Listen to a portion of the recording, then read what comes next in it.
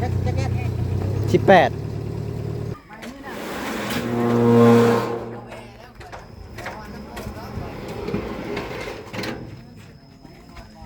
เจ้าไปสร้างร่างกายมาได้ป่ะแม่นข้างรายการมาเลยอืมจุดจาดแห่งลิซ่านี่เนาะกะโลยังต่างๆถูก กระเบื้องเพิ่นแต่เอาแม่น จักโลกระเบื้อง12เลย17บ่ฮู้ว่าจักโลกระเบื้องเดี๋ยวเข้าไว้ให้เพิ่นเอาเข้าไว้พุ่นทั้งหมดทั้งมวลน่ะ5,550 บาท50 บาทมันรุดให้บ่นี่เลยเราพี่น้องเนาะเงินทั้งหมดทั้งมวลอารูซิ่งบวกกะโลเป็น 5,550 บาทมันรุดให้50 บาทคือบ่แอนถ่ายคลิปหรือบ่แอนจะให้พ่อแม่พี่น้อง FC เบิ่งนำกันทุกอย่างนะผมดูครบบ่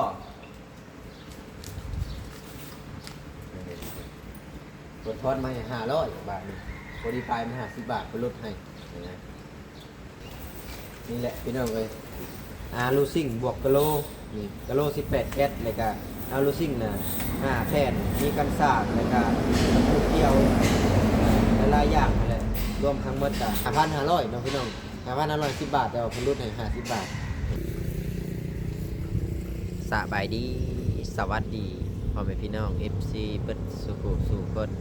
ว่าจะเป็นฝั่งไทยฝั่งลาวหรือว่าจะเป็นทางต่างประเทศกะยินดีต้อนรับเข้าสู่ช่อง YouTube บ่าวเอ็นสตูดิโอหรือว่าเป็นทุกแฟนเพจบ่าวเอ็นอีเอลเอาพี่น้องไอ้ตัวเกิดภาพมาตอนนี้กลับมาอยู่บริเวณในข้างทางเด้อพี่น้องเอ้ย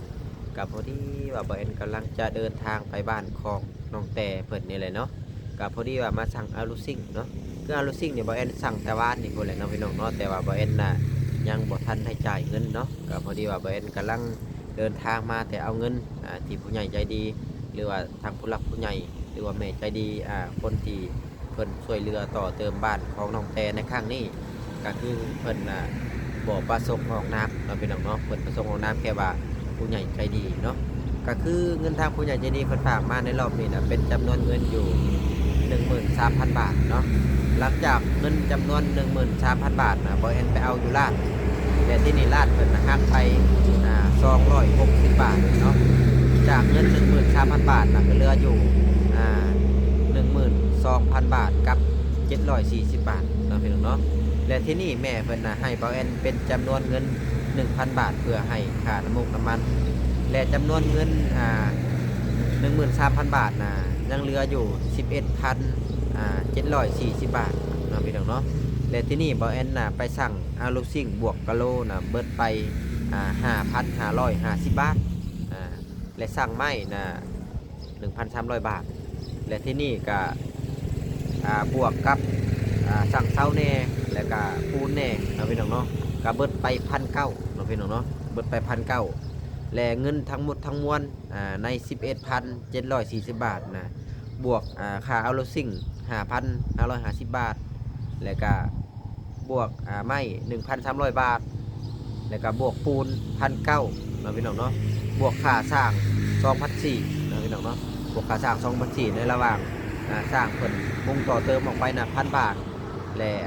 เพิ่นปูกะโล1,400เนาะพี่น้องเนาะพอกะโลเพิ่นเอาเป็นแก๊สละ 80,000เนาะพี่น้องเนาะ80,000ก็ตกอยู่เป็นเงินบาทกับประมาณ100 กว่าบาทเนาะพี่น้องเนาะรวมทั้งหมดทั้งมวลทั้งค่าสร้าง2,400ค่าทุกอุปกรณ์อีกอย่างต่างๆเบิดไปอยู่ 11,150 บาทและที่นี่เสร็จชิ้นในอุปกรณ์ทุกสิ่งทุกอย่างตอนนี้เงินแม่เพิ่นยังเหลืออยู่590 บาทเนาะพี่น้องเนาะและจำนวนเงิน590 บาทนี่บ่เอ็นจะยังแบ่งไปซื้อยาแนวเนาะพี่น้องเนาะพอบ่เอ็นลืมซื้อยาแนวเนาะเพราะว่าเฮาเฮ็ดเวียกแบบนี้เฮาต้องไล่ความละเอียดเนาะพี่น้องไล่ความละเอียดเพื่อว่าผู้หลักผู้ใหญ่คนที่เพิ่นมอบหมายงานให้เฮาเพิ่นก็อยากสบายใจว่าเงินจำนวนนี้เฮาเอาไปซื้อจังแน่เงินจำนวนนี้เฮาสามารถแยกได้บ่ว่าเฮาซื้อจังแน่เนาะพี่น้องเนาะบ่ได้ก็พอไปทางผู้หลักผู้ใหญ่เพิ่นหลายๆที่ทางเราเอาจะได้ไปก็ขอขอบคุณไปยังทางผู้หลักผู้ใหญ่เพิ่นหลายๆที่ให้บ่เอ็นมาเป็นสะพานบุญให้ในครั้งนี้ หรือว่าทางผู้หลักผู้ใหญ่เพิ่นให้ค่าน้ำมูกน้ำมันจังไดบ่แอนมีข้ออุปกรณ์ให้แม่เพิ่นอยู่ดีมีแฮงความเจ็บบ่ให้ความไข้บ่ให้มีปราศจากโรคภัยไข้เจ็บทุกสิ่งทุกอย่างก็ให้ทุกคนแม่จงมีแต่ความสุขความเจริญและการที่สำคัญสิ่งที่ขาดบ่ได้ก็คือพ่อแม่พี่น้อง FC ทุกกำลังใจที่เข้ามาชมคลิปตั้งแต่ต้นจนจบที่บ่ความโฆษณาคอยกดไลค์กดแชร์กดติดตามเป็นกำลังใจให้บ่แอนตลอดเวลาเนาะจังได๋บ่แอนก็ขอขอบคุณทุกพ่อแม่พี่น้อง FC ขอให้อยู่ดีมีแฮงความเจ็บบ่ให้ได้ความไข้บ่ให้มีปราศจากโรคภัยไข้เจ็บทุกสิ่งทุกอย่างขอให้มีแต่ความสุขความเจริญคือกันเด้อและก็ขอให้พ่อแม่พี่น้อง FC ถูกลอตเตอรี่พร้อมเนาะเอาประมาณนี้แหละพี่น้องเอ้ยกะชั้นกะเพื่อเป็นการชักษาเสียเวลาบ่แอนกะจะได้ไปสั่งให้เพิ่นเอาโลซิ่งไปส่งเลยแล้วก็กะโลเนาะพี่น้องเนาะแล้วก็จะจ่ายเงินให้เพิ่นค่ากะโลบวกเอาโลซิ่งแล้วก็ไปจ่ายค่าไม้ค่าปูนแน่เนาะประมาณนี้แหละพี่น้องเอ้ยกะชั้นกะไปกันเลยเอาพี่น้องเอ้ยตอนนี้ก็มาถึงหน้าห้านเป็นที่เรียบร้อยเนาะห้านประจำเนาะพี่น้องเนาะที่บ่แอนสั่งแต่นี่ไปบ้านของน้องแต่ให้แหละเพราะว่าแต่นี่ไปหาบ้านของน้องแต่น่ะประมาณ10กิโลเด้อพี่น้องเอ้ยเดี๋ยวสิมาสั่งให้เพิ่นตัดอาลูซิ่งให้เลยเนาะสั่งตัดอาลูซิ่งให้เลยเดี๋ยวก่อนสิให้เพิ่นตัดอาลูซิ่งให้ก็บ่แอนก็สิให้พ่อแม่พี่น้องFC มาเบิ่งกะโลที่จะเอาไปติดบ้านของน้องแต่เนาะที่แรกๆแม่เพิ่นว่าให้เอาสีนี่เนาะและที่นี่น่ะมันเบิดสีนี่น่ะแล้วบ่แอนจะเปลี่ยนมาเอาเป็นสีนี่แทนเนาะพี่น้องเนาะบ่แอนจะเปลี่ยนเอาสีนี่แทนแต่ว่ามันก็บ่แม่นสีขาวแท้สีขาวแท้น่ะเป็นพวกนี้นะพี่น้องก็เลยว่าสิเอาสีนี่แทนสีนี่แทนนะมันก็เป็นสีที่บ่ขาวปานใดนะแต่ว่าสำหรับสีนี่ก็รู้สึกว่างามอยู่พี่น้องเอ้ยก็คล้ายๆกันตัวนี้ถ้าว่าเฮาสิสั่งเอาอยู่บนอื่นนะเพิ่นบ่ไปส่งเนาะมันแค่18แก๊สเพราะว่าถ้าว่าเฮาสั่งแต่เซโนก็ได้อยู่แต่ว่าเพิ่นสิไล่ค่าส่งแฮงแพงขึ้นกว่าเฮาซื้ออันนี้แบบว่าเฮาเอาอาลูซิ่งอยู่นี่แต่เฮาก็เอาตัวนี้ไปเลยนะพี่น้องมันก็ถือว่าเพิ่นก็บ่ไล่ค่าส่งนะอยากเฮ็ดงานมื้ออื่นส่งบ่เก่าแล้วแม่นบ่เก่าเพิ่นรู้จักพี่ดอกคนนั้นน่ะเนาะก็คือทั้งหมดทั้งมวลน่ะ 5,550 บาท50 บาทมันรุดให้บ่นี่เลยเราพี่น้องเนาะเงินทั้งหมดทั้งมวลอาลูซิ่งบวกกะโลเป็น 5,550 บาทไปรุดให้50 บาทคือบ่แอนถ่ายคลิปหรือบ่แอนจะให้พ่อแม่พี่น้อง FC เบิ่งกันทุกอย่างนับผมดูครบบ่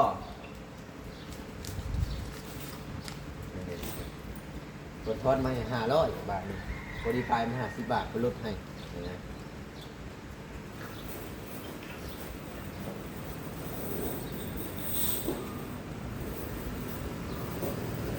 คือห้านคนนี้บริจาคเงินก็เอาไปนำใส่กองได้ไหม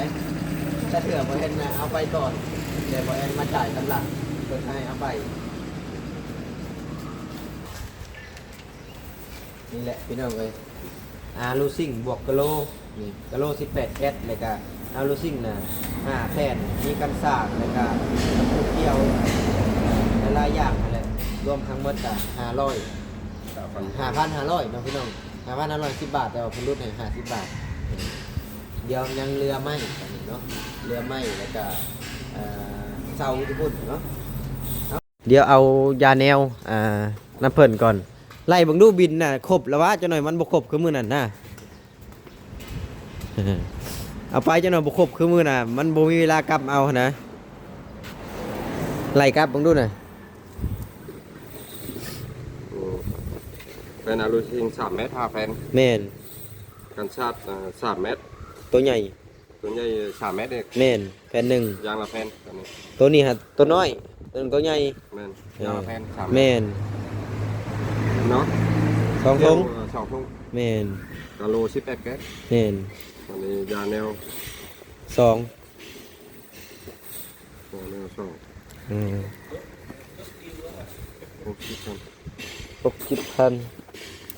60,000กระจายไปเลยนี่นี่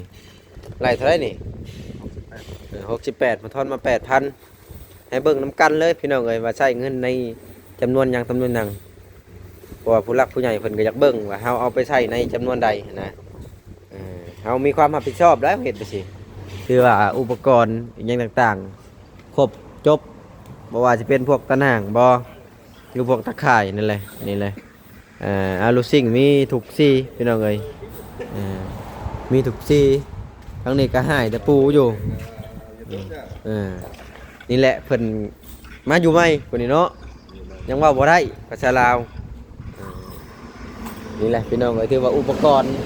อีหยังต่างๆถ้าผู้ใดอยากสั่งนี่สั่งได้ในระหว่างที่ไกลเพิ่นก็ถ้าว่าเอาลายเพิ่นไปส่งเนาะถ้าเอาแบบเล็กๆน้อยๆเพิ่นบ่ไปนะไปอยู่แต่ว่าไล่ค่าน้ำมันขึ้นอีกเดี๋ยว ส่งใกล้ๆแล้วร้อยเข้าไ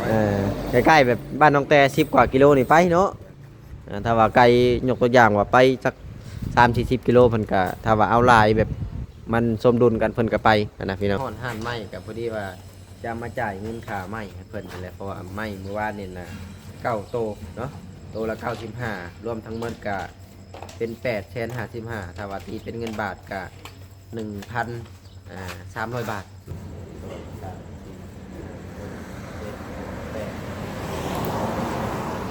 เนาะดู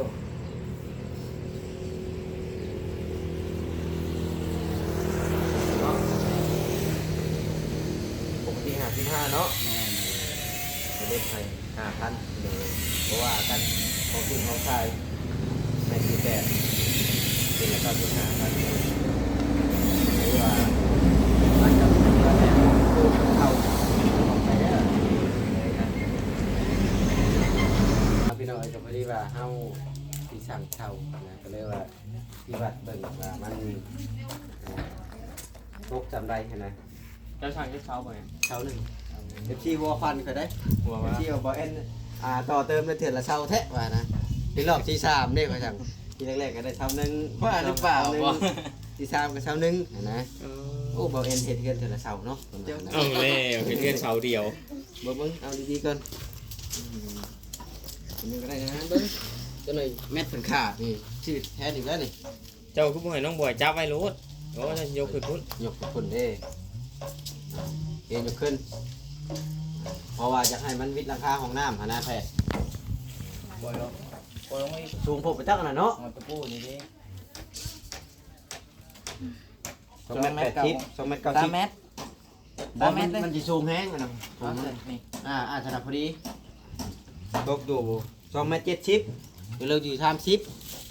ทาง30 ทาง30 โอเค แต่ความกว้างแม่เพิ่นว่าอยากเอา3 เมตร 3 เมตรเดียววัดเบิ่งนํกันพี่น้องว่า3 เมตรมันตกใส่บ่ริมน้อง 3 เมตรนี่กว้างพอได้บ่เห็นเลย คุ้งพุ่นเลย 3 เมตรตกพี่ โอ้ 3 เมตรตกพี่บ่ได้ ต้องเอา2 เมตร ต้อง ไป เอาแต่2 เมตร 2 เมตร 50เนาะ โอเค 2 แม่ เมตร เจอแล้ว 50เผื่อพรพอดีฮอดทั่ว ของเพื่อคอนพอดี3 เมตรครับพี่ เผื่อ หรือว่าเขาอยากเอารุดเข่าอีก2 เมตรเช้าบ่ก็ได้เนาะ ได้อยู่เผื่อพรได้บ่เห็น เพื่อคอนมันกับขั้นต่ำก็50เนาะกระตุกนี่พอดีนะ 70ตกคลอง ตกนี่ น้ำ พอดีเลยก็ก็ให้มันห่างจาก แม่นมันถือหัวโพด ตัวนี้ แต่ พอดี พื้นที่ของทางภาคนั้น และไม้เฮา4 เมตรน้องบอยจับผมดูไม้4 เมตร มันสิได้ต่อบ่นะ จับไปใส่ดีบ่ แม่จับไปใช่เลยไม้4 เมตรนี่เอาตัวเอาเมตรเป็นบ่ถึงเอากะเอาก็ได้มายืนบนตรงบนต่อ ว้านี่ก็จับใส่ มาเฮานี่นะ2 เมตร2 เมตร 70ยังมา ไม่ได้ตัดอยู่บ่เห็น ไม่พอดีเนาะไม่4 เมตรเนาะ ตัดออกอยู่หน่อยนึง แม่นพอดีแล้วตัวนี้นะเฮาจะบ่ได้ให้เช่าเพราะว่ามันคอนมัน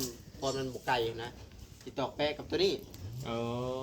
ตอกแปะกับตัวนี้แต่มันก็ตกประมาณนี้เนาะ ที่ตกแปรกับอันตัวนี้เลย แม่น เจ้าก็ได้รอนนั่นตัวนี้ออกบ่แปรลม กะตามเรื่องมันแหละ ตอนไหนเอาออกเลย เพราะว่าแม่เพิ่นว่าให้เอาออกจากห้องน้ำนี่เม็ดนึงเพิ่นว่า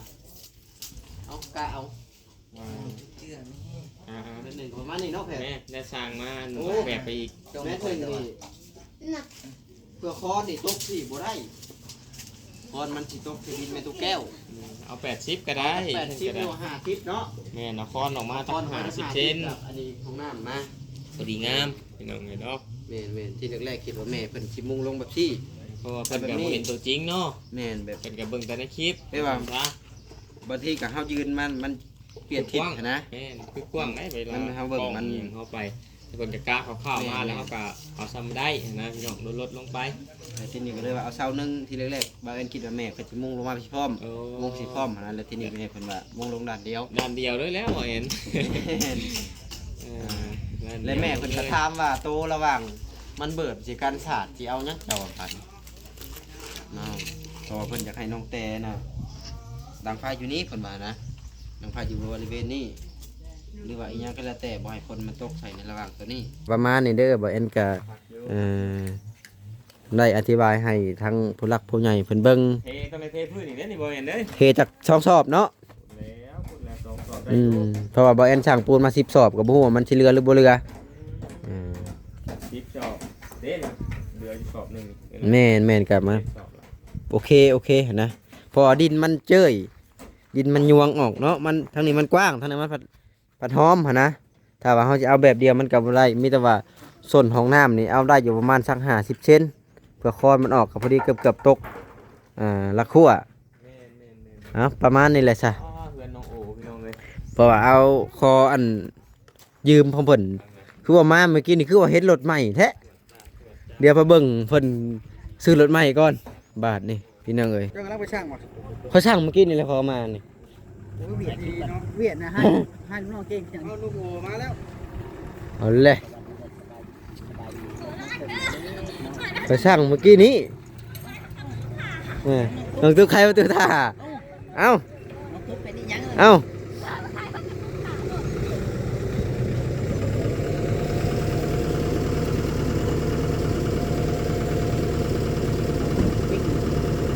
ว่ายไปชิมได้ป่ะเอาหัวมันเข้าหันละทอยมาพี่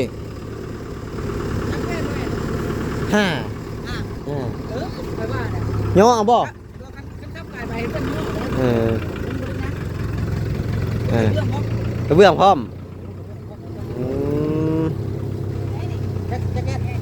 18ไว้แท้อันนี้รถเร็วทันใจแฮงอะไรนี่ป้าเถอะขอยสั่งมายังบ่ทันได้จบคลิปโอ้สบายดีดิเฮียกับเจ้เอ้ย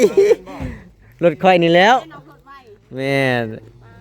รวยบ่ ล่างแล้วบ่ ยัง เรียบร้อยจะขวดนี่ตี้เลยพอได้ มาบ่เห็นไปชิมแล้ว เอามายืมก่อนมา คุณสวยกันที่รถไปเรียบร้อยจะขวดตัว อันเด้แม่แล้วมันก็แนวมันเนี่ยน่ะทำคอยไปเข้ารถเขาจกเลย รถไฟสั่น อันนี้นี่เสียมาได้เพ่ เสียโอเรียบร้อยแม่สั่นก็ว่าเสียโอสีล่างจะขวดไป ยังบ่ล่างบ่แล้วสิได้อยู่อีกรถก็คือละขวดเนาะ เย้ รอก็ได้บัดแล้วว่าแม่นแนวนี้ คักพี่น้องเอ้ย ขอว่าสั่งกับซีน้องโอโมเมนติ มันเจ้าจำผิดบ่ โลกนี้ซะบ่ แม่นงามเกรด A เลยได้ A1 เลยเออ โอ้อยู่ในชายบ่ แม่น A1 เลยนะนี่บ่เอาได้ A สูตรเอา A1 เลยยืนอยู่หน้าชายแบบนี้ครับพ่อ เห็นบ่ อยู่หน้าซ้ายเด้ของกันกัน อ๋อคือบ่เอิ้นใส่กันแน่ท่ะ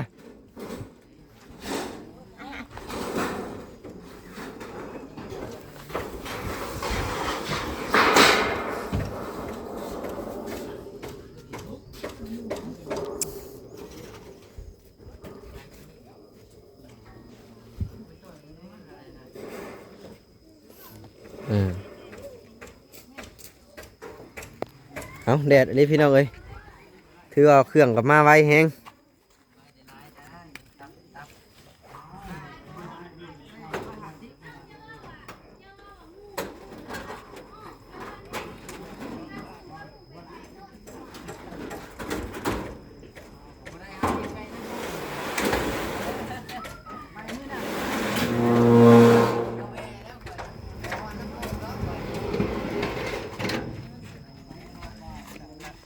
ไว้แฮงอีหลี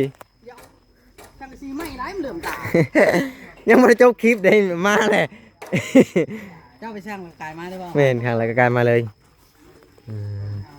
จุดจาดแห่งลิสอันนี้เนาะกะโลยังต่างๆ กระเบื้องให้เพิ่นแต่เอาทำ แม่น เนาะ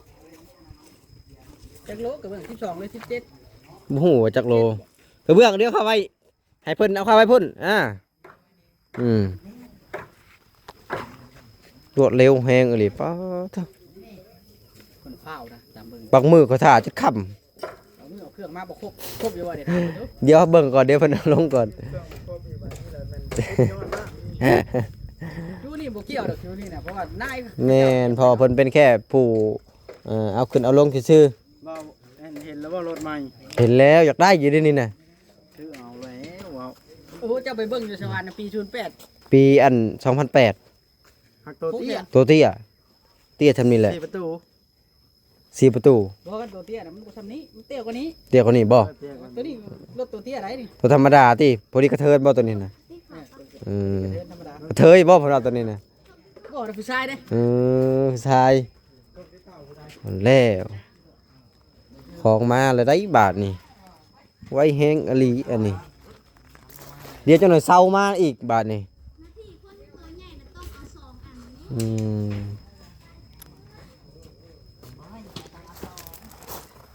แกมึงรู้น้องแต่งามบ่ งามเลยพี่แลนสิคนเมื่อติ บ่ได้คนแล้วอย่าให้บ่จอยสีก้อนขี้เมฆให้ได้บ่จอยมันเป็นคลื่นได้นี่นะ โอ้ยเฮ็ดหยัง เนาะ เลย ถือว่าเพิ่นคนมาพี่น้องเอ้ย หมาขี้โพนหมาขี้โพนบ่บ่อย 18แก๊สเดี๋ยวให้น้องบอยนับเบิ่ง แหมมื้ออื่นพุ่น เอาตอนนี้ก็ได้15 16ยังเหลือ2แก๊สพี่น้องเอ้ยก็พอดีเป็น18 บ่ได้ให้บ่คุณมั่นใจแน่ เอามากวดน้องตุ้มกวดมานับ มานับเบิ่งดูน้อง นับ 1 2 3 4 5 6 7 8 9 10 11 12 13 14 15 16 ยังจะแก๊สจะฮอด18 แก๊ส ที่เหลือ2 เหลือ2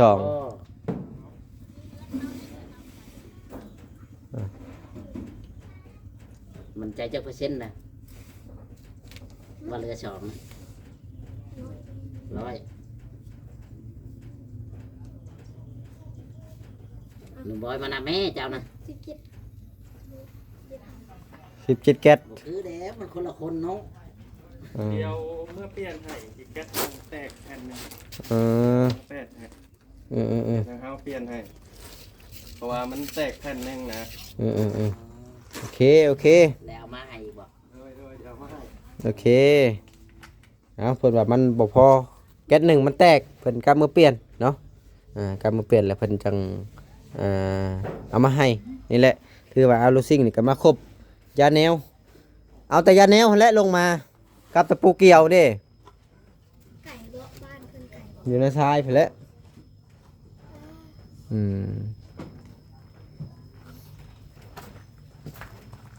หลือทราย แม่นนี่แหละ มีใช้น็อตบ่มี แม่นถือว่าครบอุปกรณ์ครบเนาะพี่น้องเนาะเอาประมาณนี้แหละถ้าว่าครบกันเดี๋ยวพอกันคลิปหน้าคลิปใน